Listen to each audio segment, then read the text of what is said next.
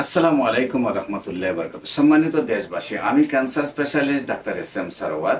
বিশেষ করে আপনাদেরকে বলবো, ক্যান্সার হলে মৃত্যু হবে, ক্যান্সার হলে সুস্থ হবে না, এই কথা কোনো ভিত্তি নেই।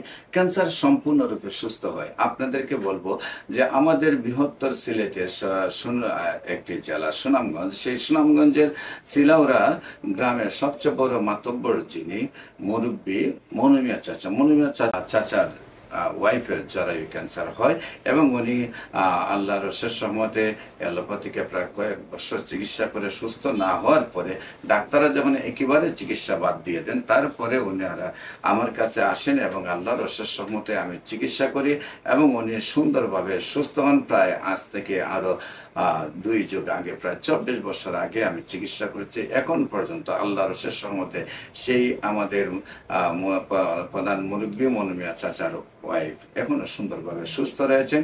তাই আপনাদের সবাইকে গণস্বাস্থ্য হোমিওর পক্ষ থেকে আমার এই বক্তব্য শোনার জন্য ধন্যবাদ জানাচ্ছি। আসসালামু আলাইকুম রহমতুল্লাহ।